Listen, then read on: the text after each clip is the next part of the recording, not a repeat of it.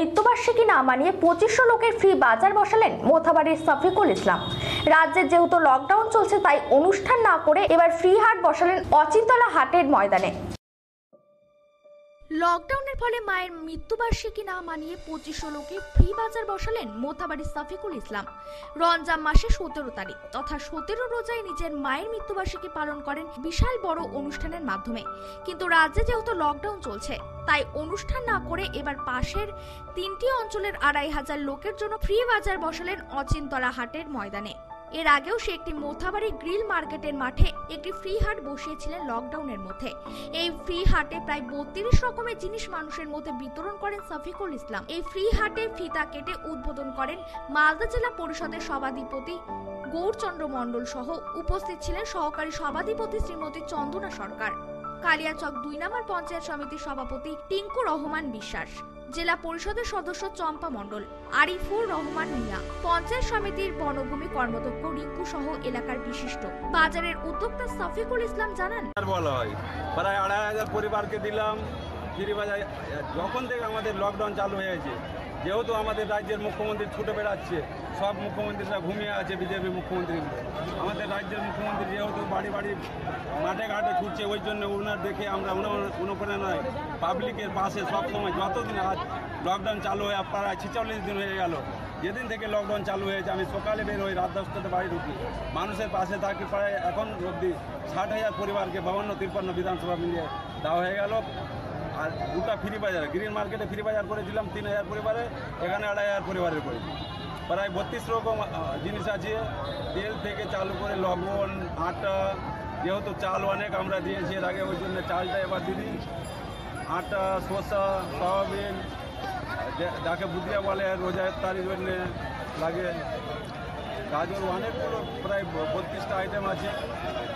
এগুলো দিলাম, এই জন্য দিলাম যে আমাদের রাজ্যের করোনা আক্রান্ত প্রায় এখন অবধি মালদাতে 3 থেকে বেড়ে 9টা হয়ে গেছে। ওই জন্য আমি মানুষকে বাড়ি বসে খাওয়া করি হিসাবে 15 দিনের আমি জিনিস মানুষের হাতে তুলে দিলাম। দৈনন্দিন ডেস্ক, মালদা।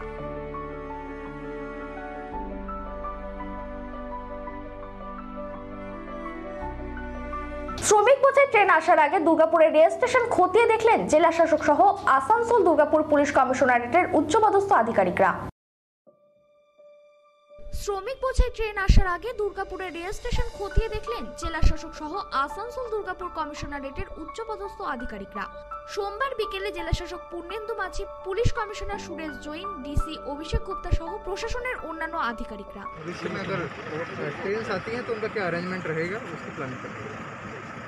और यहाँ से कहाँ का ये व्यवस्था कहाँ जाएगा? वो जैसे डिटेल्स आएगा तब आपको बताएंगे। फिलहाल हम लोग अरेंजमेंट्स की प्लान करने के लिए यहाँ पे आए हुए हैं। हम आए हुए हैं, डीएम साहब आए हुए हैं, सभी आए हुए हैं, और किस तरह से सोशल डिस्टेंसिंग को मेंटेन करते हुए क्या व्यवस्थाएं यहाँ पे रहेंगी वो देखने के लिए। পাঞ্জাব থেকে একটি ট্রেন দুর্গাপুরে আসার সম্ভাবনা আছে, সেই জন্য আগে থেকে প্রস্তুত চলেছে। কিভাবে শ্রমিকদের ট্রেন থেকে নামানো হবে, কিভাবে নিয়ে যাওয়া হবে, এই সব দিকগুলি এই দিন দেখা হয়। পশ্চিম বর্ধমান জেলা শাসক পূর্ণেন্দু মাঝি জানিয়েছেন, দুর্গাপুরের প্রশাসন তৎপর আছে যে কোনো পরিস্থিতিতে। কি করলেন আপনারা এখানে? আমরা এখানে ট্রেন আসতে পারে সেটুকু অ্যারেঞ্জমেন্ট রাখছি, যখন লোকজন নামবে তাকে কী করে আমরা কুইক পৌঁছাবো, কী করে মেডিকেল অ্যারেঞ্জমেন্ট করবো যাতে সোশ্যাল ডিস্টেন্সিং মেনটেন হয়, সেগুলো অ্যারেঞ্জমেন্টগুলো আমরা পুলিশ এবং আমরা সরকারে দিচ্ছি। ফলে এগুলো জাস্ট প্রিপেয়ার্ড অ্যারেঞ্জমেন্ট, যখন আসবে তখন যাতে সব কিছু প্ল্যান ঠিক করে আগে থেকে সব দেখে নেওয়া। আচ্ছা, বলছি আজকে কালকে যে ট্রেন আসবে সেখানে কোন শ্রমিক, মানে কোন জেলার শ্রমিকরা থাকবে বাঁকুড়া? এখনও কিছু ঠিক নেই। যেটা হচ্ছে কালকে হাওড়াতে আসছে, হাওড়ার প্রায় 400 লোক মতো আমাদের আসবে, সেটা টিম যাবে। ফলে এটা এখনও ফাইনাল হয়নি, যখন হবে আপনারা জানবেন, বাট আগে থেকে আমরা অ্যারেঞ্জমেন্ট রাখছি। স্যার পশ্চিম বর্ধমান জেলা এখন কী পরিস্থিতি? এখন পশ্চিম বর্ধমান খুব ভালো পরিস্থিতি। দুর্গাপুরে আপাতত কয়জন? দুর্গাপুরে আমরা পেয়েছি, সেটা টেস্টিং চলছে, সব কিছু চলছে, এখন সব আন্ডার কন্ট্রোল আছে। কোনো কন্টেনমেন্ট জোন হবে কি না কন্ট্রোল করার মতো সেটা সিচুয়েশন নিয়ে এখন আমাদের, ঠিক আছে। যেগুলো পেয়েছি আমরা সেগুলো সব হচ্ছে বাইরে থেকে এসেছে, মাইগ্রেন্ট লেবার এসেছে, ফলে যা যা প্রিপারেশন আমরা সব নিয়ে ফেলেছি। পশ্চিম বর্ধমান থেকে সনাতন করাই রিপোর্ট, দৈনন্দিন। ঔরঙ্গাবাদের পুনরাবৃত্তি ঘটার আগে রেল লাইন থেকে রাজ্যের পরিযায়ী দম্পতি শ্রমিকদের উদ্ধার করে বাড়ি ফেরালেন হাবড়া থানার পুলিশ এবং প্রশাসন। পুলিশের ভূমিকায় খুশি গোটা হাওড়াবাসী। ঔরঙ্গাবাদ বজ্রপাতের পুনরাবৃত্তি ঘটার আগে রেল লাইন থেকে রাজ্যের পরিযায়ী দম্পতি শ্রমিকদের উদ্ধার করে বাড়ি ফেরালেন হাবড়া থানার পুলিশ এবং প্রশাসন। পুলিশের ভূমিকায় খুশি গোটা হাবড়াবাসী। ঘটনাটি হাবড়া থানার 31 নম্বর রেলগেট সংলগ্ন গোয়ালবাটি এলাকায়। লকডাউন থাকায় রেল লাইন ধরে পায়ে হেঁটে বাড়ি ফেরার পথে মহারাষ্ট্রের ঔরঙ্গাবাদে মালবাহী ট্রেনের ধাক্কায় মৃত্যু হলো 17 পরিযায়ী শ্রমিকদের। ঠিক তারপরেই ফের বাড়ি ফেরার পথে মধ্যপ্রদেশের ট্রাক উল্টে মৃত্যু হয় 5 পরিযায়ী শ্রমিকের। এবার সেই ঘটনার পুনরাবৃত্তি ঘটার আগেই হাবড়া পুলিশের তৎপরতায় রাজ্যের এক দম্পতি পরিযায়ী শ্রমিকের রেল লাইন থেকে উদ্ধার করে বাড়ি ফেরানোর ব্যবস্থা করলেন পুলিশ। হাবড়া থানার পুলিশ সোমবার রাতে সূত্র মারফত খবর পায় এক দম্পতি রাতের অন্ধকারে রেল লাইন ধরে পায়ে হেঁটে আসছেন। হঠাৎ গোয়ালবাটি এলাকায় এসে অসুস্থ হয়ে পড়েন রেল লাইনের উপর। খবর পেয়ে ঘটনাস্থলে পৌঁছায় হাবড়া থানার পুলিশ। দম্পতি শ্রমিকদের রেল লাইন থেকে উদ্ধার করে নিয়ে আসেন হাবড়া হাসপাতালে। থার্মাল স্ক্রিনিং থেকে শারীরিক সমস্ত পরীক্ষা করা হয় হাবড়া হাসপাতালে। পরবর্তীতে কিছুটা সুস্থ হলে পুলিশের পক্ষ থেকে তাদেরকে খাওয়ানোর ব্যবস্থা করা হয়। হাসপাতাল সূত্রে খবর, দীর্ঘ সময় খাবার না খাওয়াতে অসুস্থ হয়ে পড়েন দম্পতি। এরপরে হাবড়া থানার আইসি গৌতম মিত্র এবং হাবড়ার বিডিও শুভ্র নন্দীর তৎপরতায় দম্পতিকে গাড়ির ব্যবস্থা করে বাড়ি পাঠানোর ব্যবস্থা করা হয়। পাশাপাশি তাদের 1 মাসের খাদ্য সামগ্রী তুলে দেওয়া হয় হাবড়া 1 নম্বর বিডিও শুভ্র নন্দীর পক্ষ থেকে। দম্পতিকে অন্ততপক্ষে 14 দিন হোম কোয়ারেন্টাইনে থাকার নির্দেশ দেওয়া হয়। পাশাপাশি কোনো রকম শারীরিক সমস্যা হলে কোনো রকম দেরি না করে স্থানীয় প্রশাসন হাবড়া বিডিও এবং হাবড়া থানার আইসিকে তৎক্ষণাৎ যেন যোগাযোগ করেন সেই বিষয়ে জানিয়ে দেওয়া হয়। তবে পরিযায়ী দম্পতির স্বামী অরুণাভ জানা বয়স 38 এবং শ্রী মিনতি জানা বয়স 34 জানান, কোথা থেকে যাচ্ছেন আর কি কি পেলেন? কোথা থেকে যাচ্ছি বলতে আমরা চাঁদপাড়া থেকে রওনা দিয়েছিলাম বাড়ির উদ্দেশ্যে, কেননা পরিবারের অবস্থাও সেরকম শোচনীয় আমাদের, এবং আমাদের অর্থনৈতিক অবস্থাও খুব একটা ভালো ছিল না। যতদিন আমাদের লকডাউন ছিল সেই সমস্ত অর্থ সমস্যা শেষ হয়ে গেছিলো। তা আস্তে আস্তে আমাদের প্রশাসন বলতে হাবড়া থানার প্রশাসন একরকম ভগবানের মতো কাজ করেছেন। ওনাদের দৌলতে আমরা সেখান থেকে নিয়ে এখানকার লোকাল বিডিও অফিসের যে দাদারা বা কর্তাকর্মীরা যারা আছেন তারা আমাদের যথেষ্ট সাহায্য করেছেন এবং আমাদের একটা খুব সুন্দর একটা গাড়িও ব্যবস্থা করে দিয়েছেন আমাদের সুন্দরভাবে বাড়ি যাওয়ার জন্য। সাথে আমাদের 1 মাসের খাবার দাবার সঙ্গে চাল, ডিম, ডাল যাবতীয় যা কিছু আমাদের মানে চা পাতা থেকে সকাল গুড মর্নিং থেকে গুড নাইট অবধি ওনাদের একটা প্যাকেজের ব্যবস্থা করেছেন। খুব সুন্দর লেগেছে এবং আমরা সত্যি চিরকৃতজ্ঞ। মনে হচ্ছে যেন একটা নতুন জীবন, মানে এই লকডাউনের বা এই করোনা সংকটের মধ্যে থেকেও আমাদের একটা নতুন আবার একটা দিশা পেয়েছি এরকম মনে হচ্ছে। পুলিশ কি খাওয়া দাওয়ার ব্যবস্থা করেছে? হ্যাঁ, আমরা ওই আপাতত ওইখানে যে থানা ছিল মানে আমাদের হাবড়া থানার ভিতরে অফিসাররা আমাদেরকে ওই ক্যান্টিনে বসে খুব সুন্দরভাবে খাইয়েছে। পুলিশের এই উদ্যোগ কি বলবেন? মানে অসাধারণ। আমরা যে পুলিশকে অনেক সময় অনেক রকমভাবে আমরা মিডিয়াতে দেখি, কিন্তু এই যে উদ্যোগটা পাশাপাশি বিডিও সাহেব দিল আপনাদেরকে, পাশাপাশি নিয়ারেস্ট পুলিশ স্টেশন হাবড়া থানাকে আমার যথেষ্ট ধন্যবাদ। মানে ধন্যবাদই ছোটো করা না ঠিক না, মানে আমি কী বলবো ভাষা মানে সত্যি কথা খুব অপূর্ব। আপনারা যখন হেঁটে আসছিলেন তখন কি কেউ খাবার বা জল দিয়েছিল আপনাদেরকে? না, যখন আমরা হেঁটে আসছিলাম তখন সাধারণ মানুষ আমাদেরকে মানে কীরকম বলবো যেন আমাদের গায়ে কিছু লেগে আছে বা আমাদের যেন কোনো কিছু একটা হয়েছে, মানে এরকমভাবে দূর করা ভাব ছিল। এক দাদার কাছে জল চাইতে গেছিলাম, উনিও দিননি, বা আমি আরেক জায়গায় বসে খাবার চেষ্টা করেছিলাম, একটুখানি মুড়ি ছিল আমাদের সাথে, সেখানে বসে খেতে দেওয়া হয়নি। আরও তাদের অভিযোগ, রেল লাইন দিয়ে হেঁটে আসার সময় বিভিন্ন ব্যক্তিরা তাদেরকে দেখে নানা ধরনের টোন টিটকারি করে। যদিও এই ঘটনাকে নিন্দাজনকভাবে জানিয়েছেন হাবড়া 1 নম্বর ব্লকের বিডিও শুভ্রনীল নন্দী। পাশাপাশি তিনি আরও জানান, এরা আমাদের কাছে আজকে খবর আসে পুলিশের মারফত যে এরকম 2জন মানুষ রেল লাইন ধরে বাড়ি ফেরার চেষ্টা করছেন। তো তাদেরকে পুলিশ উদ্ধার করে রেল লাইনে। তারা চাঁদপাড়া থেকে হেঁটে বারাসাতে তাদের বাড়ি, সেখানে তারা ফেরার চেষ্টা করছিল। কাজ এই মুহূর্তে তাদের বন্ধ থাকার জন্য কিছু যেহেতু উপায় নেই, কোনোভাবে ফিরতে পারছিলেন না। তো যাতে সেই এবং তাদের উদ্ধারের পর জানা গেল তারা 2 দিন ধরে অভুক্তও ছিলেন। তো তাদেরকে উদ্ধার করে পুলিশ তাদের খাওয়া দাওয়ার প্রথমে ব্যবস্থা করা হয় এবং আমরা গাড়ি করে তারা যাতে সুস্থভাবে স্বাভাবিকভাবে বাড়ি পৌঁছতে পারেন এবং তার আগামী কিছুদিন যাতে তিনি ভালোভাবে খেয়ে পড়ে বেঁচে থাকতে পারেন। তার বয়স্ক বৃদ্ধ বাবা মা আছে বাড়িতে, তারাও যাতে খেয়ে পড়ে, তার জন্য আমাদের যে সরকারি উদ্যোগে সামান্য সুযোগ আছে সেখান থেকে আমরা তাদের জন্য এই ক্ষুদ্র প্রচেষ্টা করেছি।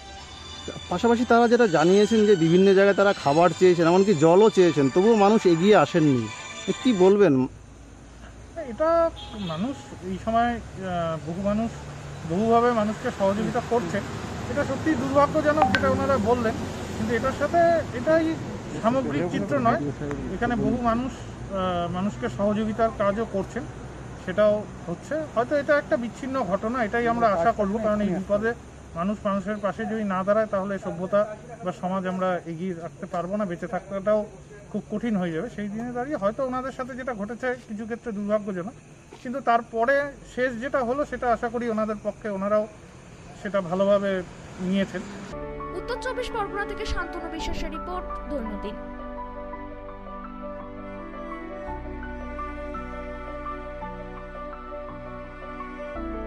সংবাদ এই পর্যন্তই। চোখ রাখুন আমাদের দৈনন্দিনের পর্দায়। নমস্কার। থানার আইসিকে তৎক্ষণাৎ যেন যোগাযোগ করেন সেই বিষয়ে জানিয়ে দাও। এখন থেকে স্টার ক্লাবের 16 নম্বর চ্যানেলে আপনাদের সাথে সবসময় থাকছি আমরা, খবরের সাথে মানুষের মাঝে দৈনন্দিন। আমাদের মেল করুন doinandinnews@gmail.com অথবা ফোন করুন 8927984900 এই নম্বরে। এছাড়াও আমাদের web portal doinandin.com, YouTube channel দৈনন্দিন নিউজ। আমাদের ইউটিউব পেজটি সাবস্ক্রাইব করুন এবং পাশে থাকা বেল আইকনটি ক্লিক করুন। আমাদের ফেসবুক পেজ দৈনন্দিন। প্লে স্টোর থেকে ডাউনলোড করুন দৈনন্দিন নিউজ অ্যাপ। আমরা আপনাদের সাথে থাকব সব সময় লাইভ চ্যানেলে। Get high speed connectivity, free Netflix, Amazon Prime, Z5 and others with fiber optic connection.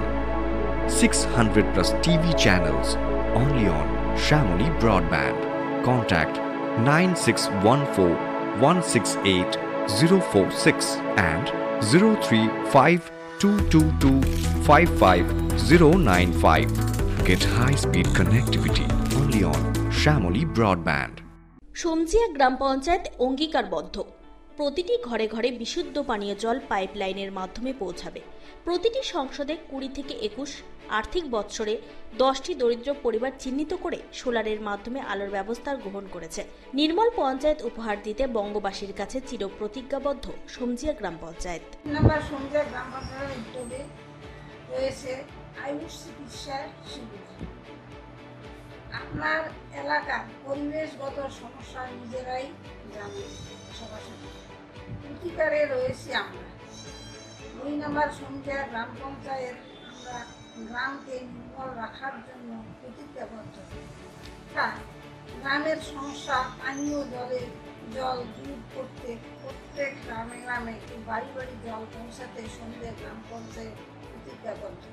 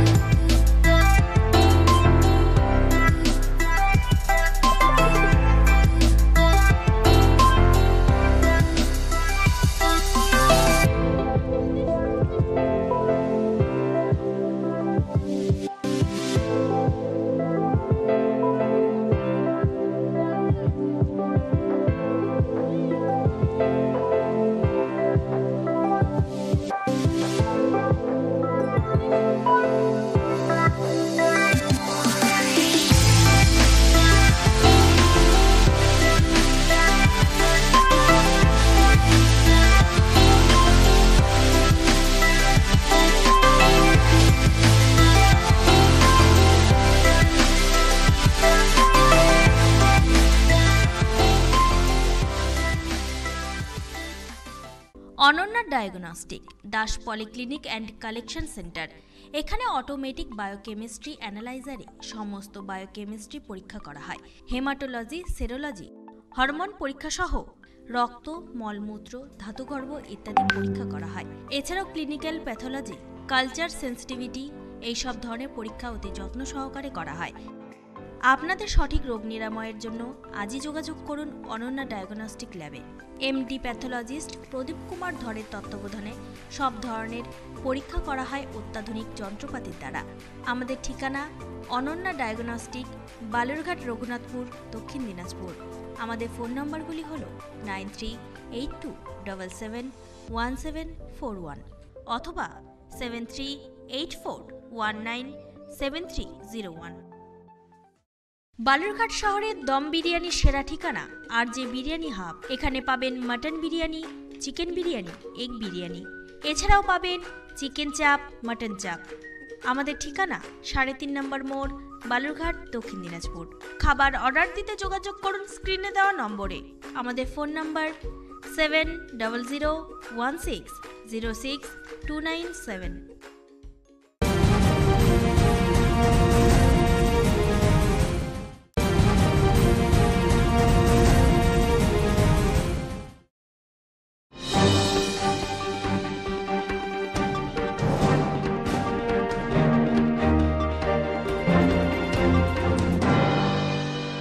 লকডাউনের ফলে মায়ের মৃত্যুবার্ষিকী না মানিয়ে 2500 লোকের ফ্রি বাজার বসালেন মোথাবাড়ির শফিকুল ইসলাম। রাজ্যে যেহেতু লকডাউন চলছে তাই অনুষ্ঠান না করে এবার ফ্রি হাট বসালেন অচিন্তলা হাটের ময়দানে। লকডাউনের ফলে মায়ের মৃত্যুবার্ষিকী না মানিয়ে 2500 লোকে ফ্রি বাজার বসালেন মোথাবাড়ির শফিকুল ইসলাম। রমজান মাসে 17 তারিখ তথা 17 রোজায় নিজের মায়ের মৃত্যুবার্ষিকী পালন করেন বিশাল বড় অনুষ্ঠানের মাধ্যমে। কিন্তু রাজ্যে যেহেতু লকডাউন চলছে তাই অনুষ্ঠান না করে এবার পাশের 3টি অঞ্চলের 2500 লোকের জন্য ফ্রি বাজার বসালেন অচিন্তলা হাটের ময়দানে। এর আগেও সে একটি মোথাবাড়ি গ্রিল মার্কেটের মাঠে একটি ফ্রি হাট বসিয়েছিলেন লকডাউনের মধ্যে। এই ফ্রি হাটে প্রায় 32 রকমের জিনিস মানুষের মধ্যে বিতরণ করেন শফিকুল ইসলাম। এই ফ্রি হাটে ফিতা কেটে উদ্বোধন করেন মালদা জেলা পরিষদের সভাধিপতি গৌরচন্দ্র মণ্ডল সহ উপস্থিত ছিলেন সহকারী সভাধিপতি শ্রীমতী চন্দনা সরকার, কালিয়াচক 2 নম্বর পঞ্চায়েত সমিতির সভাপতি টিঙ্কু রহমান বিশ্বাস, জেলা পরিষদের সদস্য চম্পা মণ্ডল, আরিফুর রহমান মিয়া, পঞ্চায়েত সমিতির বনভূমি কর্মদক্ষ রিঙ্কু সহ এলাকার বিশিষ্ট। বাজারের উদ্যোক্তা শফিকুল ইসলাম জানান, বলা হয় প্রায় 2500 পরিবারকে দিলাম ফ্রি বাজার। যখন থেকে আমাদের লকডাউন চালু হয়েছে, যেহেতু আমাদের রাজ্যের মুখ্যমন্ত্রী ছুটে বেড়াচ্ছে, সব মুখ্যমন্ত্রীরা ঘুমিয়ে আছে, বিজেপি মুখ্যমন্ত্রী। আমাদের রাজ্যের মুখ্যমন্ত্রী যেহেতু বাড়ি বাড়ি মাঠে ঘাটে ছুটছে, ওই জন্য ওনার দেখে আমরা অনুপ্রেরণায় পাবলিকের পাশে সবসময় যতদিন আজ লকডাউন চালু হয়ে প্রায় 46 দিন হয়ে গেল, যেদিন থেকে লকডাউন চালু হয়েছে আমি সকালে বের হই, রাত 10টাতে বাড়ি ঢুকি, মানুষের পাশে থাকি। প্রায় এখন অবধি 60,000 পরিবারকে 52-53 বিধানসভা মিলিয়ে দেওয়া হয়ে গেল। আর দুটা ফ্রি বাজার, গ্রিন মার্কেটে ফ্রি বাজার করেছিলাম 3000 পরিবারে, এখানে 2500 পরিবারের করেছি। প্রায় 32 রকম জিনিস আছে, তেল থেকে চালু করে লবণ, আটা, যেহেতু চাল অনেক আমরা দিয়েছি এর আগে, ওই জন্য চালটা এবার দিই, আটা, শসা, সয়াবিন, যাকে বুদিয়া বলে রোজার তারিখ জন্য লাগে, গাজর, অনেকগুলো প্রায় 32টা আইটেম আছে। এগুলো দিলাম এই জন্য দিলাম যে আমাদের রাজ্যের করোনা আক্রান্ত প্রায় এখন অবধি মালদাতে 3 থেকে বেড়ে 9টা হয়ে গেছে। ওই জন্য আমি মানুষকে বাড়ি বসে খাওয়া ওই হিসাবে 15 দিনের আমি জিনিস মানুষের হাতে তুলে দিলাম। দৈনন্দিন ডেস্ক, মালদা।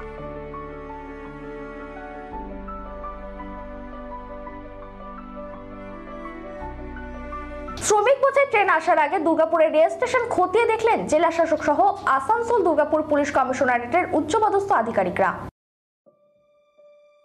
শ্রমিক বোঝাই ট্রেন আসার আগে দুর্গাপুরের রেল স্টেশন খতিয়ে দেখলেন জেলা শাসক সহ আসানসোল দুর্গাপুর কমিশনারেটের উচ্চপদস্থ আধিকারিকরা।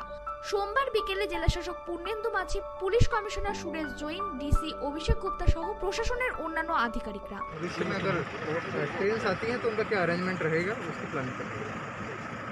और यहाँ से कहाँ कहाँ का ये व्यवस्था कहाँ कहाँ जाएगा? वो जैसे डिटेल्स आएगा तब आपको बताएंगे। फिलहाल हम लोग अरेंजमेंट्स की प्लान करने के लिए यहाँ पे आए हुए हैं। हम आए हुए हैं, डीएम साहब आए हुए हैं, सभी आए हुए हैं, और किस तरह से सोशल डिस्टेंसिंग को मेंटेन करते हुए क्या व्यवस्था यहाँ पे रहेंगी वो देखने के लिए। পাঞ্জাব থেকে একটি ট্রেন দুর্গাপুরে আসার সম্ভাবনা আছে, সেই জন্য আগে থেকে প্রস্তুত চলেছে। কিভাবে শ্রমিকদের ট্রেন থেকে নামানো হবে, কিভাবে নিয়ে যাওয়া হবে, এই সব দিকগুলি এই দিন দেখা হয়। পশ্চিম বর্ধমান জেলা শাসক পূর্ণেন্দু মাঝি জানিয়েছেন, দুর্গাপুরের প্রশাসন তৎপর আছে যে কোনো পরিস্থিতিতে। কি করলেন আপনারা এখানে? আমরা এখানে ট্রেন আসতে পারে সেরকমকে অ্যারেঞ্জমেন্ট রাখছি, যখন লোকজন নামবে তাকে কী করে আমরা কুইক পৌঁছাবো, কী করে মেডিকেল অ্যারেঞ্জমেন্ট করবো যাতে সোশ্যাল ডিস্টেন্সিং মেনটেন হয়, সেগুলো অ্যারেঞ্জমেন্টগুলো আমরা পুলিশ এবং আমরা সবাই মিলে দেখছি। ফলে এগুলো জাস্ট প্রিপেয়ার্ড অ্যারেঞ্জমেন্ট, যখন আসবে তখন যাতে সব কিছু প্ল্যান ঠিক করে আগে থেকে সব দেখে নেওয়া। আচ্ছা বলছি আজকে কালকে যে ট্রেন আসবে সেখানে কোন শ্রমিক মানে কোন জেলার শ্রমিকরা থাকবে বাঁকুড়া? এখনও কিছু ঠিক নেই। যেটা হচ্ছে কালকে হাওড়াতে আসছে, হাওড়ার প্রায় 400 লোক মতো আমাদের আসবে, সেটা টিম যাবে। ফলে এটা এখনও ফাইনাল হয়নি, যখন হবে আপনারা জানবেন, বাট আগে থেকে আমরা অ্যারেঞ্জমেন্ট রাখছি। স্যার পশ্চিম বর্ধমান জেলা এখন কী পরিস্থিতি? এখন পশ্চিম বর্ধমান খুব ভালো পরিস্থিতি। দুর্গাপুরে আপাতত কয়জন? দুর্গাপুরে আমরা পেয়েছি, সেটা টেস্টিং চলছে, সব কিছু চলছে, এখন সব আন্ডার কন্ট্রোল আছে। কোনো কন্টেনমেন্ট জোন হবে কি? না, কন্ট্রোল করার মতো সেটা সিচুয়েশন নেই এখন আমাদের, ঠিক আছে।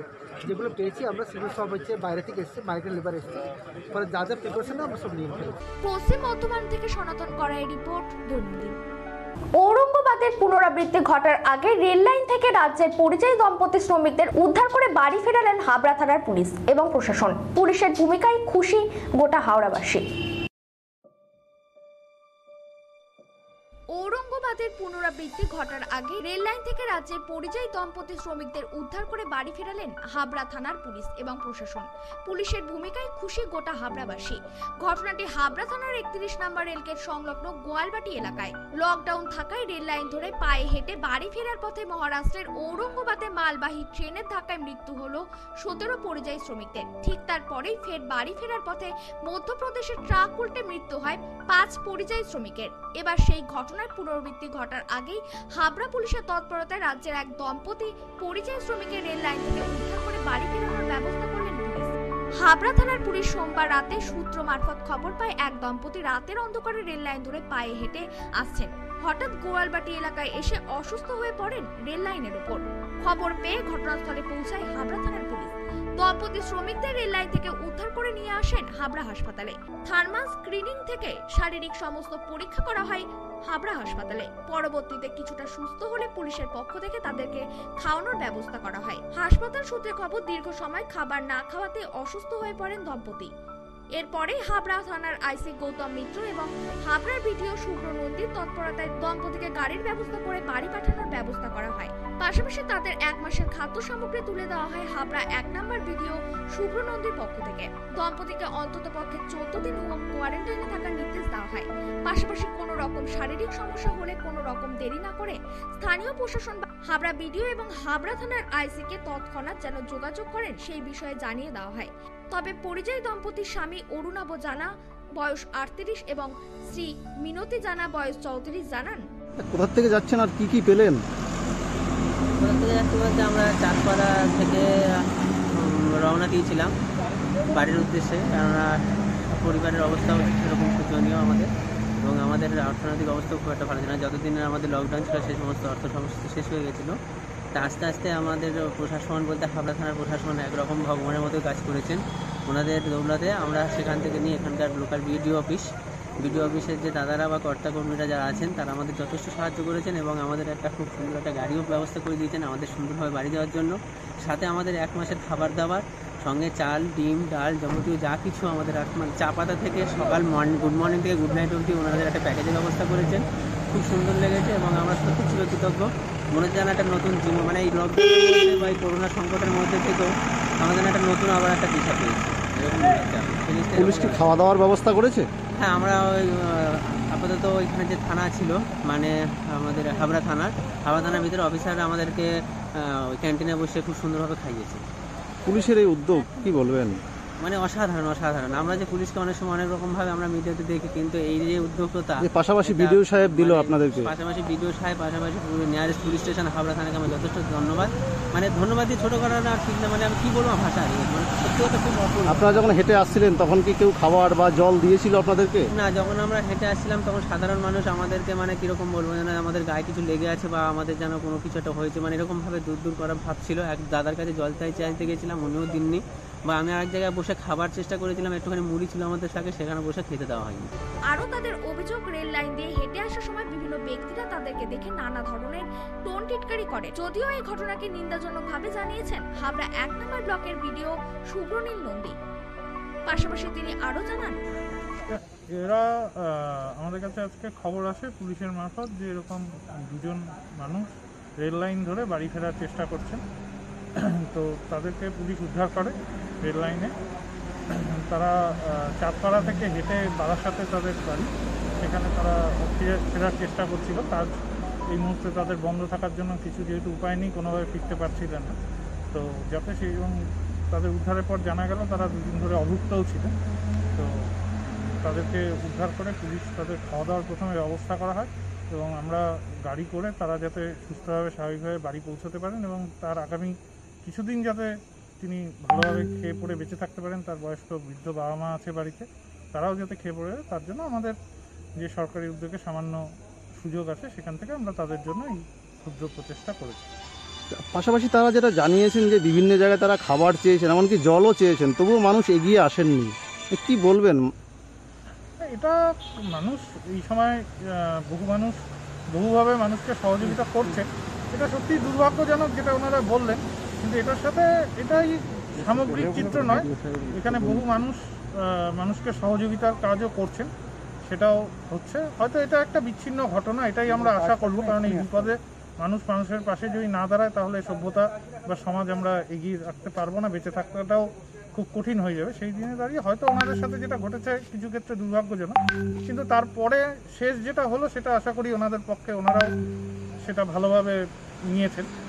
উত্তর 24 পরগনা থেকে শান্তনু বিশ্বাসের রিপোর্ট, দৈনন্দিন।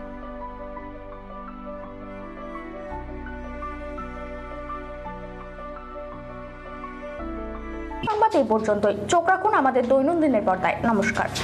থানার আইসিকে তৎক্ষণাৎ যেন যোগাযোগ করেন সেই বিষয়ে জানিয়ে দাও। এখন থেকে স্টার ক্লাবের 16 নম্বর চ্যানেলে আপনাদের সাথে সবসময় থাকছি আমরা, খবরের সাথে মানুষের মাঝে দৈনন্দিন। আমাদের মেল করুন doinandinnews@gmail.com অথবা ফোন করুন 8927984900 এই নম্বরে।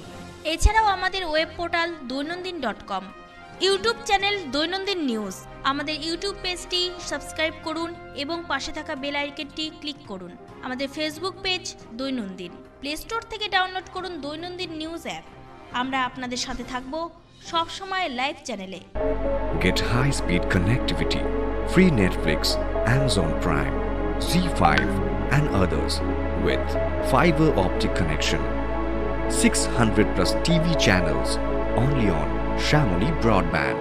Contact 9614168046 and 0352225595. Get high-speed connectivity only on Shamoli Broadband. সমজিয়া গ্রাম পঞ্চায়েত অঙ্গীকারবদ্ধ, প্রতিটি ঘরে ঘরে বিশুদ্ধ পানীয় জল পাইপলাইনের মাধ্যমে পৌঁছাবে।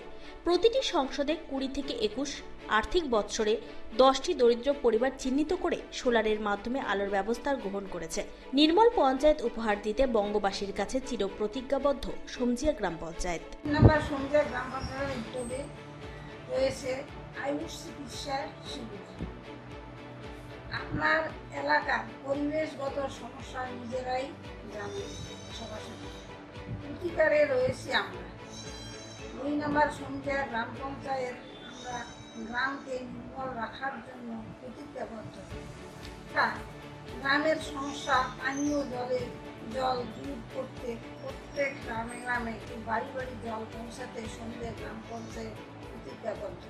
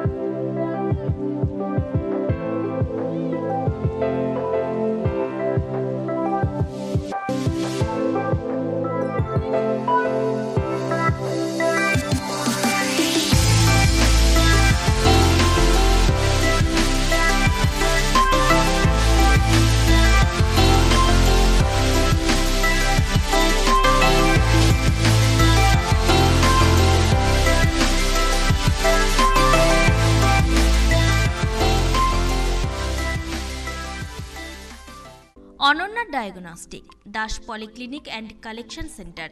এখানে অটোমেটিক বায়োকেমিস্ট্রি অ্যানালাইজারে সমস্ত বায়োকেমিস্ট্রি পরীক্ষা করা হয়। হেমাটোলজি, সেরোলজি, হরমোন পরীক্ষা সহ রক্ত, মলমূত্র, ধাতুগর্ভ ইত্যাদি পরীক্ষা করা হয়। এছাড়াও ক্লিনিক্যাল প্যাথোলজি, কালচার সেন্সিটিভিটি এইসব ধরনের পরীক্ষা অতি যত্ন সহকারে করা হয়। আপনাদের সঠিক রোগ নিরাময়ের জন্য আজই যোগাযোগ করুন অনন্যা ডায়াগনস্টিক ল্যাবে। এমডি প্যাথোলজিস্ট প্রদীপ কুমার ধরের তত্ত্বাবধানে সব ধরনের পরীক্ষা করা হয় অত্যাধুনিক যন্ত্রপাতির দ্বারা। আমাদের ঠিকানা অনন্যা ডায়াগনস্টিক, বালুরঘাট, রঘুনাথপুর, দক্ষিণ দিনাজপুর। আমাদের ফোন নম্বরগুলি হল 9382771741 অথবা 7384197301। বালুরঘাট শহরের দম বিরিয়ানির সেরা ঠিকানা আর যে বিরিয়ানি হাব। এখানে পাবেন mutton biryani, chicken biryani, egg biryani, এছাড়াও পাবেন চিকেন চাপ, মাটন চাপ। আমাদের ঠিকানা 3.5 নম্বর মোড়, বালুরঘাট, দক্ষিণ দিনাজপুর। খাবার অর্ডার দিতে যোগাযোগ করুন স্ক্রিনে দেওয়া নম্বরে। আমাদের ফোন নম্বর 7001606297।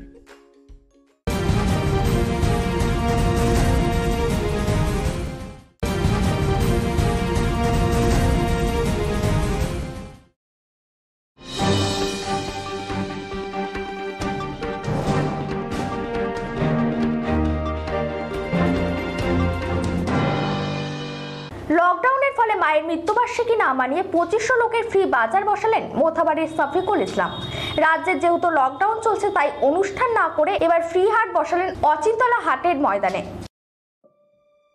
লকডাউনের ফলে মায়ের মৃত্যুবার্ষিকী না মানিয়ে 2500 লোকে ফ্রি বাজার বসালেন মোথাবাড়ির শফিকুল ইসলাম। রমজান মাসে 17 তারিখ তথা 17 রোজায় নিজের মায়ের মৃত্যুবার্ষিকী পালন করেন বিশাল বড় অনুষ্ঠানের মাধ্যমে। কিন্তু রাজ্যে যেহেতু লকডাউন চলছে তাই অনুষ্ঠান না করে এবার পাশের 3টি অঞ্চলের 2500 লোকের জন্য ফ্রি বাজার বসালেন অচিন্তলা হাটের ময়দানে। এর আগেও সে একটি মোথাবাড়ি গ্রিল মার্কেটের মাঠে একটি ফ্রি হাট বসিয়েছিলেন লকডাউনের মধ্যে। এই ফ্রি হাটে প্রায় 32 রকমের জিনিস মানুষের মধ্যে বিতরণ করেন শফিকুল ইসলাম। এই ফ্রি হাটে ফিতা কেটে উদ্বোধন করেন মালদা জেলা পরিষদের সভাধিপতি গৌরচন্দ্র মণ্ডল সহ উপস্থিত ছিলেন সহকারী সভাধিপতি শ্রীমতী চন্দনা সরকার, কালিয়াচক 2 নম্বর পঞ্চায়েত সমিতির সভাপতি টিঙ্কু রহমান বিশ্বাস, জেলা পরিষদের সদস্য চম্পা মণ্ডল, আরিফুর রহমান মিয়া, পঞ্চায়েত সমিতির বনভূমি কর্মদক্ষ রিঙ্কু সহ এলাকার বিশিষ্ট বাজারের উদ্যোক্তা শফিকুল ইসলাম জানান, বলা হয় প্রায় 2500 পরিবারকে দিলাম ফ্রি বাজার। যখন থেকে আমাদের লকডাউন চালু হয়েছে, যেহেতু আমাদের রাজ্যের মুখ্যমন্ত্রী ছুটে বেড়াচ্ছে, সব মুখ্যমন্ত্রীরা ঘুমিয়ে আছে, বিজেপি মুখ্যমন্ত্রী। আমাদের রাজ্যের মুখ্যমন্ত্রী যেহেতু বাড়ি বাড়ি মাঠে ঘাটে ছুটছে, ওই জন্য ওনার দেখে আমরা অনুপ্রেরণায় পাবলিকের পাশে সবসময়, যতদিন আজ লকডাউন চালু হয়ে প্রায় 46 দিন হয়ে গেল, যেদিন থেকে লকডাউন চালু হয়েছে আমি সকালে বের হই, রাত 10টাতে বাড়ি ঢুকি, মানুষের পাশে থাকি। প্রায় এখন অবধি 60,000 পরিবারকে 52-53 বিধানসভা মিলিয়ে দেওয়া হয়ে গেল। আর দুটা ফ্রি বাজার, গ্রিন মার্কেটে ফ্রি বাজার করেছিলাম 3000 পরিবারে, এখানে 2500 পরিবারের করেছি। প্রায় 32 রকম জিনিস আছে, তেল থেকে চালু করে লবণ, আটা, যেহেতু চাল অনেক আমরা দিয়েছি এর আগে, ওই জন্য চালটা এবার দিদি, আটা, শসা, সয়াবিন, যাকে বুদিয়া বলে রোজার তারিখ জন্য লাগে, গাজর, অনেকগুলো প্রায় 32টা আইটেম আছে। এগুলো দিলাম, এই জন্য দিলাম যে আমাদের রাজ্যের করোনা আক্রান্ত প্রায় এখন অবধি মালদাতে 3 থেকে বেড়ে 9টা হয়ে গেছে। ওই জন্য আমি মানুষকে বাড়ি বসে খাওয়া করি হিসাবে 15 দিনের আমি জিনিস মানুষের হাতে তুলে দিলাম। দৈনন্দিন ডেস্ক, মালদা।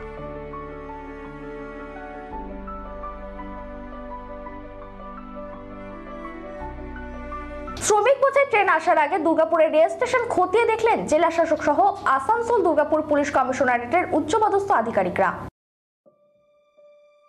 শ্রমিক বোঝাই ট্রেন আসার আগে দুর্গাপুরের রেল স্টেশন খতিয়ে দেখলেন জেলা শাসক সহ আসানসোল দুর্গাপুর কমিশনারেটের উচ্চপদস্থ আধিকারিকরা।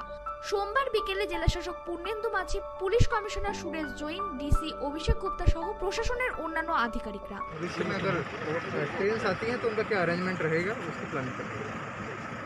और यहाँ से कहाँ का ये व्यवस्था कहाँ जाएगा? वो जैसे डिटेल्स आएगा तब आपको बताएंगे। फिलहाल हम लोग अरेंजमेंट्स की प्लान करने के लिए यहाँ पे आए हुए हैं। हम आए हुए हैं, डीएम साहब आए हुए हैं, सभी आए हुए हैं, और किस तरह से सोशल डिस्टेंसिंग को मेंटेन करते हुए क्या व्यवस्थाएं यहाँ पे रहेंगी वो देखने के लिए। রাজ্জাম থেকে একটি ট্রেন দুর্গাপুরে আসার সম্ভাবনা আছে, সেই জন্য আগে থেকে প্রস্তুত চলেছে। কিভাবে শ্রমিকদের ট্রেন থেকে নামানো হবে, কিভাবে নিয়ে যাওয়া হবে, এই সব দিকগুলি এই দিন দেখা হয়। পশ্চিম বর্ধমান জেলা শাসক পূর্ণেন্দু মাঝি জানিয়েছেন, দুর্গাপুরের প্রশাসন তৎপর আছে যে কোনো পরিস্থিতিতে। কি করলেন আপনারা এখানে? আমরা এখানে ট্রেন আসতে পারে সেটুকু অ্যারেঞ্জমেন্টে রাখছি। যখন লোকজন নামবে তাকে কী করে আমরা কুইক পৌঁছাবো, কী করে মেডিকেল অ্যারেঞ্জমেন্ট করবো যাতে সোশ্যাল ডিস্টেন্সিং মেনটেন হয়, সেগুলো অ্যারেঞ্জমেন্টগুলো আমরা পুলিশ এবং আমরা সবাই মিলে দেখছি। ফলে এগুলো জাস্ট প্রিপারেটরি অ্যারেঞ্জমেন্ট, যখন আসবে তখন যাতে সব কিছু প্ল্যান ঠিক করে আগে থেকে সব দেখে নেওয়া। আচ্ছা বলছি, আজকে কালকে যে ট্রেন আসবে সেখানে কোন শ্রমিক মানে কোন জেলার শ্রমিকরা থাকবে বাঁকুড়া?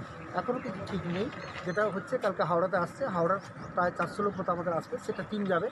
ফলে এটা এখনও ফাইনাল হয়নি, যখন হবে আপনারা জানবেন, বাট আগে থেকে আমরা অ্যারেঞ্জমেন্ট রাখছি। স্যার পশ্চিম বর্ধমান জেলা এখন কী পরিস্থিতি? এখন পশ্চিম বর্ধমান খুব ভালো পরিস্থিতি। দুর্গাপুরে আপাতত কয়জন? দুর্গাপুরে আমরা পেয়েছি, সেটা টেস্টিং চলছে, সব কিছু চলছে, এখন সব আন্ডার কন্ট্রোল আছে। কোনো কন্টেনমেন্ট জোন হবে কি? না, কন্ট্রোল করার মতো সেটা সিচুয়েশন নেই এখন আমাদের, ঠিক আছে। যেগুলো পেয়েছি আমরা সেগুলো সব হচ্ছে বাইরে থেকে এসছে, মাইগ্রেন্ট লেবার এসছে, ফলে যা যা প্রিপারেশন আমরা সব নিয়ে ফেলেছি। পশ্চিম বর্ধমান থেকে সনাতন করাই রিপোর্ট, দৈনন্দিন। ঔরঙ্গাবাদের পুনরাবৃত্তি ঘটার আগে রেল লাইন থেকে রাজ্যের পরিযায়ী দম্পতি শ্রমিকদের উদ্ধার করে বাড়ি ফেরালেন হাবড়া থানার পুলিশ এবং প্রশাসন। পুলিশের ভূমিকায় খুশি গোটা হাওড়াবাসী। ঔরঙ্গাবাদের পুনরাবৃত্তি ঘটার আগে রেল লাইন থেকে রাজ্যের পরিযায়ী দম্পতি শ্রমিকদের উদ্ধার করে বাড়ি ফেরালেন হাবড়া থানার পুলিশ এবং প্রশাসন। পুলিশের ভূমিকায় খুশি গোটা হাবড়াবাসী। ঘটনাটি হাবড়া থানার 31 নম্বর রেলগেট সংলগ্ন গোয়ালবাটি এলাকায়। লকডাউন থাকায় রেল লাইন ধরে পায়ে হেঁটে বাড়ি ফেরার পথে মহারাষ্ট্রের ঔরঙ্গাবাদে মালবাহী ট্রেনের ধাক্কায় মৃত্যু হলো 17 পরিযায়ী শ্রমিকদের। ঠিক তারপরেই ফের বাড়ি ফেরার পথে মধ্যপ্রদেশের ট্রাক উল্টে মৃত্যু হয় 5 পরিযায়ী শ্রমিকের। এবার সেই ঘটনার পুনরাবৃত্তি ঘটার আগেই হাবড়া পুলিশের তৎপরতায় রাজ্যের এক দম্পতি পরিযায়ী শ্রমিকের রেল লাইন থেকে উদ্ধার করে বাড়ি ফেরানোর ব্যবস্থা করলেন পুলিশ। হাবড়া থানার পুলিশ সোমবার রাতে সূত্র মারফত খবর পায় এক দম্পতি রাতের অন্ধকারে রেল লাইন ধরে পায়ে হেঁটে আসছেন। হঠাৎ গোয়ালবাটি এলাকায় এসে অসুস্থ হয়ে পড়েন রেল লাইনের উপর। খবর পেয়ে ঘটনাস্থলে পৌঁছায় হাবড়া থানার পুলিশ। দম্পতি শ্রমিকদের রেল লাইন থেকে উদ্ধার করে নিয়ে আসেন হাবড়া হাসপাতালে। থার্মাল স্ক্রিনিং থেকে শারীরিক সমস্ত পরীক্ষা করা হয় হাবড়া হাসপাতালে। পরবর্তীতে কিছুটা সুস্থ হলে পুলিশের পক্ষ থেকে তাদেরকে খাওয়ানোর ব্যবস্থা করা হয়। হাসপাতাল সূত্রে খবর, দীর্ঘ সময় খাবার না খাওয়াতে অসুস্থ হয়ে পড়েন দম্পতি। এরপরে হাবড়া থানার আইসি গৌতম মিত্র এবং হাবড়ার বিডিও শুভ্র নন্দীর তৎপরতায় দম্পতিকে গাড়ির ব্যবস্থা করে বাড়ি পাঠানোর ব্যবস্থা করা হয়। পাশাপাশি তাদের 1 মাসের খাদ্য সামগ্রী তুলে দেওয়া হয় হাবড়া 1 নম্বর বিডিও শুভ্র নন্দীর পক্ষ থেকে। দম্পতিকে অন্ততপক্ষে 14 দিন হোম কোয়ারেন্টাইনে থাকার নির্দেশ দেওয়া হয়। পাশাপাশি কোনো রকম শারীরিক সমস্যা হলে কোনো রকম দেরি না করে স্থানীয় প্রশাসন হাবড়া বিডিও এবং হাবড়া থানার আইসিকে তৎক্ষণাৎ যেন যোগাযোগ করেন সেই বিষয়ে জানিয়ে দেওয়া হয়। তবে পরিযায়ী দম্পতির স্বামী অরুণাব জানা বয়স 38 এবং শ্রী মিনতি জানা বয়স 34 জানান, কোথা থেকে যাচ্ছেন আর কি কি পেলেন? কোথা থেকে যাচ্ছি বলতে আমরা চাঁদপাড়া থেকে রওনা দিয়েছিলাম বাড়ির উদ্দেশ্যে, কেননা পরিবারের অবস্থাও সেরকম শোচনীয় আমাদের, এবং আমাদের অর্থনৈতিক অবস্থাও খুব একটা ভালো ছিল না। যতদিনের আমাদের লকডাউন ছিল সেই সমস্ত অর্থ সমস্যা শেষ হয়ে গেছিলো। তা আস্তে আস্তে আমাদের প্রশাসন বলতে হাবড়া থানার প্রশাসন একরকম ভগবানের মতো কাজ করেছেন। ওনাদের দৌলতে আমরা সেখান থেকে নিয়ে এখানকার লোকাল বিডিও অফিসের যে দাদারা বা কর্তাকর্মীরা যারা আছেন তারা আমাদের যথেষ্ট সাহায্য করেছেন এবং আমাদের একটা খুব সুন্দর একটা গাড়িও ব্যবস্থা করে দিয়েছেন আমাদের সুন্দরভাবে বাড়ি যাওয়ার জন্য। সাথে আমাদের 1 মাসের খাবার দাবার সঙ্গে চাল, ডিম, ডাল যাবতীয় যা কিছু আমাদের চা পাতা থেকে সকাল গুড মর্নিং থেকে গুড নাইট অবধি ওনাদের একটা প্যাকেজের ব্যবস্থা করেছেন। খুব সুন্দর লেগেছে এবং আমরা সত্যি ছিল কৃতজ্ঞ। মনে হচ্ছে যেন একটা নতুন জীবন, মানে এই লকডাউনের মধ্যে বা এই করোনা সংকটের মধ্যে থেকেও আমাদের একটা নতুন আবার একটা দিশা পেয়েছি, এরকম লাগছে। পুলিশ কি খাওয়া দাওয়ার ব্যবস্থা করেছে? হ্যাঁ, আমরা ওই আপাতত ওইখানে যে থানা ছিল মানে আমাদের হাবড়া থানার ভিতরে অফিসাররা আমাদেরকে ওই ক্যান্টিনে বসে খুব সুন্দরভাবে খাইয়েছে। পুলিশের এই উদ্যোগ কি বলবেন? মানে অসাধারণ। আমরা যে পুলিশকে অনেক সময় অনেক রকমভাবে আমরা মিডিয়াতে দেখি, কিন্তু এই যে উদ্যোগটা পাশাপাশি বিডিও সাহেব দিল আপনাদেরকে, পাশাপাশি নিয়ারেস্ট পুলিশ স্টেশন হাবড়া থানাকে আমরা যথেষ্ট ধন্যবাদ, মানে ধন্যবাদ দিয়ে ছোটো করা না ঠিক না, মানে আমি কী বলবো ভাষা আর মানে সত্যি কথা খুব অপূর্ব। আপনারা যখন হেঁটে আসছিলেন তখন কি কেউ খাবার বা জল দিয়েছিল আপনাদেরকে? না, যখন আমরা হেঁটে আসছিলাম তখন সাধারণ মানুষ আমাদেরকে মানে কীরকম বলবো যেন আমাদের গায়ে কিছু লেগে আছে বা আমাদের যেন কোনো কিছু একটা হয়েছে, মানে এরকমভাবে দূর করা ভাবছিল। এক দাদার কাছে জল চাইতে গেছিলাম, উনিও দিননি। বা আমি আরেক জায়গায় বসে খাবার চেষ্টা করেছিলাম, একটুখানি মুড়ি ছিল আমাদের সাথে, সেখানে বসে খেতে দেওয়া হয়নি। আরও তাদের অভিযোগ, রেল লাইন দিয়ে হেঁটে আসার সময় বিভিন্ন ব্যক্তিরা তাদেরকে দেখে নানা ধরনের টোন টিটকারি করে। যদিও এই ঘটনাকে নিন্দাজনকভাবে জানিয়েছেন হাবড়া 1 নম্বর ব্লকের বিডিও সুব্রনীল নন্দী। পাশাপাশি তিনি আরও জানান, এরা আমাদের কাছে আজকে খবর আসে পুলিশের মারফত যে এরকম দুজন মানুষ রেল লাইন ধরে বাড়ি ফেরার চেষ্টা করছেন। তো তাদেরকে পুলিশ উদ্ধার করে রেল লাইনে। তারা চাঁদপাড়া থেকে হেঁটে বারাসাতে তাদের বাড়ি, সেখানে তারা ফেরার চেষ্টা করছিল। কাজ এই মুহূর্তে তাদের বন্ধ থাকার জন্য কিছু যেহেতু উপায় নেই, কোনোভাবে ফিরতে পারছিলেন না। তো যাতে সেই তাদের উদ্ধারের পর জানা গেল তারা দুদিন ধরে অভুক্তও ছিলেন। তো তাদেরকে উদ্ধার করে পুলিশ তাদের খাওয়া দাওয়ার প্রথমে ব্যবস্থা করা হয় এবং আমরা গাড়ি করে তারা যাতে সুস্থভাবে স্বাভাবিকভাবে বাড়ি পৌঁছতে পারেন এবং তার আগামী কিছুদিন যাতে তিনি ভালোভাবে খেয়ে পড়ে বেঁচে থাকতে পারেন। তার বয়স্ক বৃদ্ধ বাবা মা আছে বাড়িতে, তারাও যাতে খেয়ে পড়ে, তার জন্য আমাদের যে সরকারি উদ্যোগে সামান্য সুযোগ আছে সেখান থেকে আমরা তাদের জন্য এই ক্ষুদ্র প্রচেষ্টা করেছি। পাশাপাশি তারা যেটা জানিয়েছেন যে বিভিন্ন জায়গায় তারা খাবার চেয়েছেন, এমনকি জলও চেয়েছেন, তবুও মানুষ এগিয়ে আসেননি। কি বলবেন? এটা মানুষ এই সময় বহু মানুষ বহুভাবে মানুষকে সহযোগিতা করছে, এটা সত্যি দুর্ভাগ্যজনক যেটা ওনারা বললেন, কিন্তু এটার সাথে এটাই সামগ্রিক চিত্র নয়। এখানে বহু মানুষ মানুষকে সহযোগিতার কাজও করছেন, সেটাও হচ্ছে। হয়তো এটা একটা বিচ্ছিন্ন ঘটনা, এটাই আমরা আশা করব, কারণ এই বিপদে মানুষ মানুষের পাশে যদি না দাঁড়ায় তাহলে সভ্যতা বা সমাজ আমরা এগিয়ে রাখতে পারবো না, বেঁচে থাকাটাও খুব কঠিন হয়ে যাবে। সেই দিনে দাঁড়িয়ে হয়তো ওনাদের সাথে যেটা ঘটেছে কিছু ক্ষেত্রে দুর্ভাগ্যজনক, কিন্তু তারপরে শেষ যেটা হলো সেটা আশা করি ওনাদের পক্ষে ওনারাও সেটা ভালোভাবে নিয়েছেন। উত্তর 24 পরগনা থেকে শান্তনু বিশ্বাসের রিপোর্ট, দৈনন্দিন।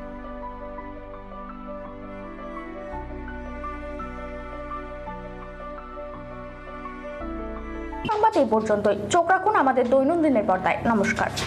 থানার আইসিকে তৎক্ষণাৎ যেন যোগাযোগ করেন সেই বিষয়ে জানিয়ে দাও। এখন থেকে স্টার ক্লাবের 16 নম্বর চ্যানেলে আপনাদের সাথে সবসময় থাকছি আমরা, খবরের সাথে মানুষের মাঝে দৈনন্দিন। আমাদের মেল করুন doinandinnews@gmail.com এ অথবা ফোন করুন 8927984900 এই নম্বরে। এছাড়াও আমাদের web portal doinandin.com, YouTube channel দৈনন্দিন নিউজ। আমাদের ইউটিউব পেজটি সাবস্ক্রাইব করুন এবং পাশে থাকা বেল আইকনটি ক্লিক করুন। আমাদের ফেসবুক পেজ দৈনন্দিন। প্লে স্টোর থেকে ডাউনলোড করুন দৈনন্দিন নিউজ অ্যাপ। আমরা আপনাদের সাথে থাকব সব সময় লাইভ চ্যানেলে। Get high-speed connectivity, free Netflix, Amazon Prime, Z5 and others with fiber optic connection. 600 plus TV channels only on Shamoli Broadband. Contact 9614168046 and 03522255095. Get high-speed connectivity only on Shamoli Broadband. সমজিয়া গ্রাম পঞ্চায়েত অঙ্গীকারবদ্ধ, প্রতিটি ঘরে ঘরে বিশুদ্ধ পানীয় জল পাইপলাইনের মাধ্যমে পৌঁছাবে। প্রতিটি সংসদে 20 থেকে 21 আর্থিক বৎসরে 10টি দরিদ্র পরিবার চিহ্নিত করে সোলারের মাধ্যমে আলোর ব্যবস্থা গ্রহণ করেছে। নির্মল পঞ্চায়েত উপহার দিতে বঙ্গবাসীর কাছে চিরপ্রতিজ্ঞাবদ্ধ সমজিয়া গ্রাম পঞ্চায়েত। সমজিয়া গ্রাম পঞ্চায়েতের উদ্যোগে রয়েছে আয়ুষ চিকিৎসা শিবির। আপনার এলাকার পরিবেশগত সমস্যা নিজেরাই জানেন, সরাসরি অধিকারে রয়েছি আমরা। 2 নম্বর সমজিয়া গ্রাম পঞ্চায়েত আমরা গ্রামকে নির্মল রাখার জন্য প্রতিজ্ঞাবদ্ধ। গ্রামের সমস্যা পানীয় জল দূর করতে প্রত্যেক গ্রামে গ্রামে বাড়ি বাড়ি জল পৌঁছাতে সমজিয়া গ্রাম পঞ্চায়েত প্রতিজ্ঞাবদ্ধ।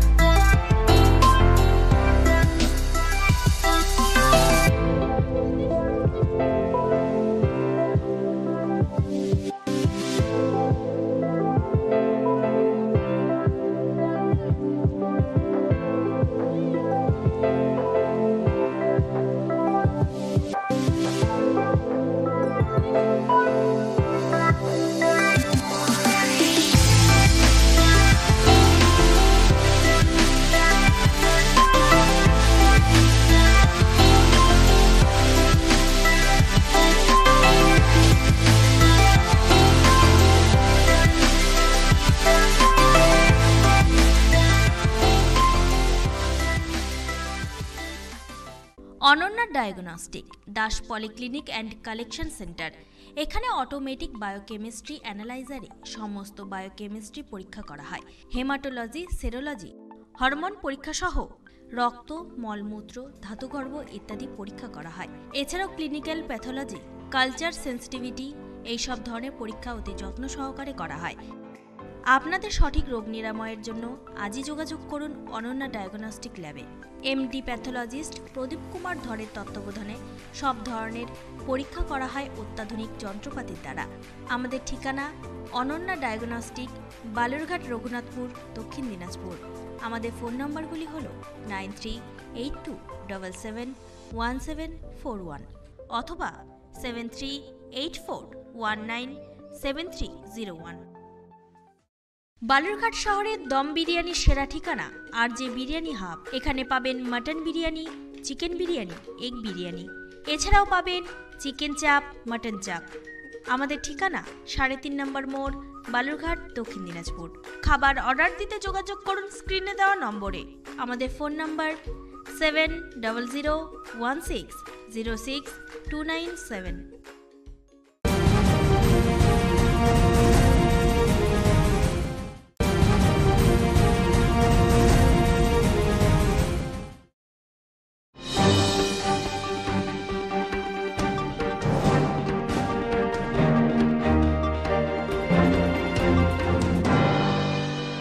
লকডাউনের ফলে মায়ের মৃত্যুবার্ষিকী না মানিয়ে 2500 লোকের ফ্রি বাজার বসালেন মোথাবাড়ির শফিকুল ইসলাম।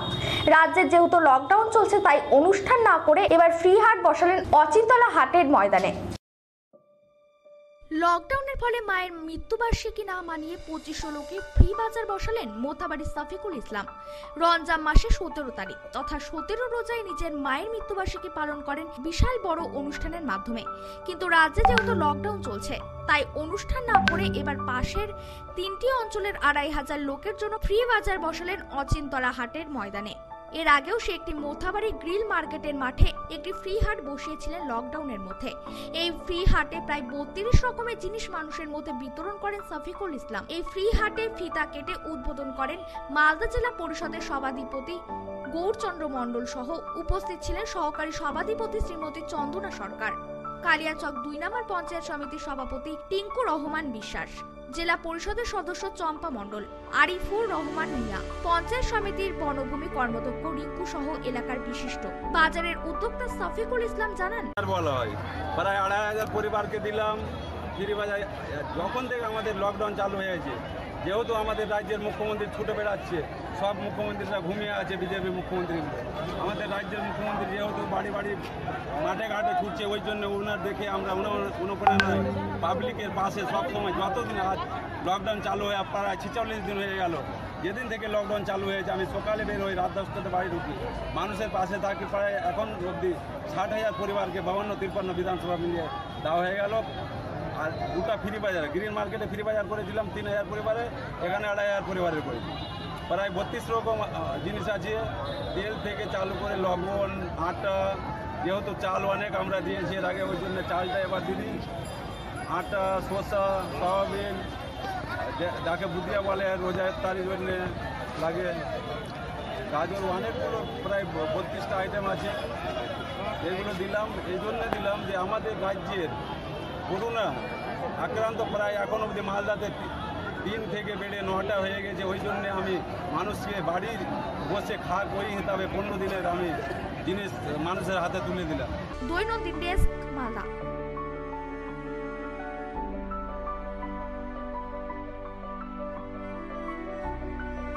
শ্রমিক বোঝাই ট্রেন আসার আগে দুর্গাপুরের রেল স্টেশন খতিয়ে দেখলেন জেলা শাসক সহ আসানসোল দুর্গাপুর পুলিশ কমিশনারেটের উচ্চপদস্থ আধিকারিকরা।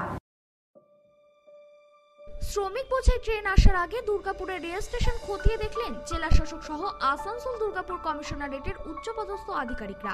সোমবার বিকেলে জেলা শাসক Purnendu Majhi, police commissioner Suresh Jain, DC Abhishek Gupta সহ প্রশাসনের অন্যান্য আধিকারিকরা।